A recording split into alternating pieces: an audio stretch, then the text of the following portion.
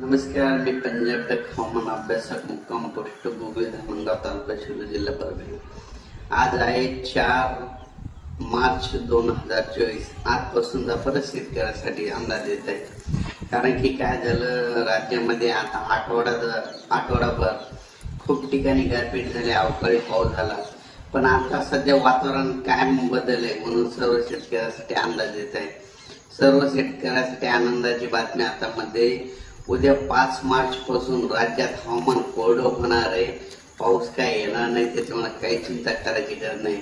जवळपास 25-27 मार्च पर्यंत हवामान कोरडं राहणार आहे म्हणून हा अंदाज शेतकऱ्याला लक्षात द्यायचा। ज्यांचा हरभरा काढायचा असेल आता काढून घ्या, गहू काढून घ्या, कारण की आता काही पाऊस येणार नाही।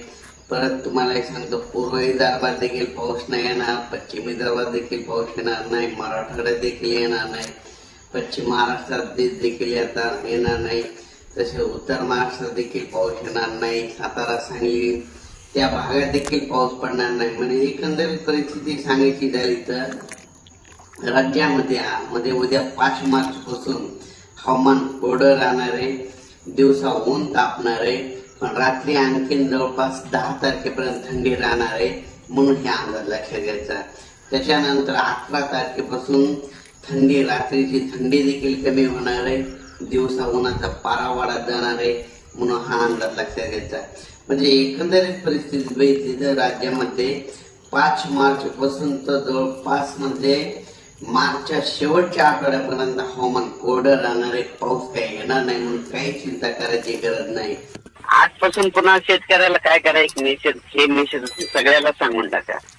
8, 9, 10, 11, 12 अच्छा 5 दिवसामध्ये तुम्ही तुमचा हरभरा गहू करून घ्या, कारण की ना 11 ते 20 मध्ये पुन्हा ना खूप ठिकाणी पाऊस आहे, मग ते मोठा पाऊस राहणार। बापरे, 5 दिवस आहे चान्स आणखीन, मध्ये 9, 10, 11, 12, 13 पर्यंत शेतकऱ्याला 5 दिवस वातावरण क्लिअर राहील समजा। हो, 9 तारखेपासून 13 तारखेपर्यंत। बरं बरं बरं सर, देतो मेसेज सर्वांना। हो, 14 ते 20 वातावरण खराब असेल, पाऊसच येणार आहे। पाऊस सर आज संध्याकाळी नंतर चांगला होईल का, असं मीडियम साधारण चांगला होईल? हो का, बरं बरं सर। वारं सुद्धा सुटणार आहे, जिथं पाऊस नाही पडला तिथं वारं येणार आहे।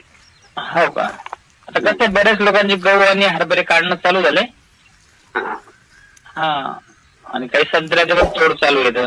हो, तरी सांगून टाका, रात्रीपर्यंत काढतात लोक, खूप झाकून ठेवतात। बरं चालेल सर, चालेल, थँक्यू सर, मी देतो मेसेज शेतकऱ्यांना। ठीक, ओके।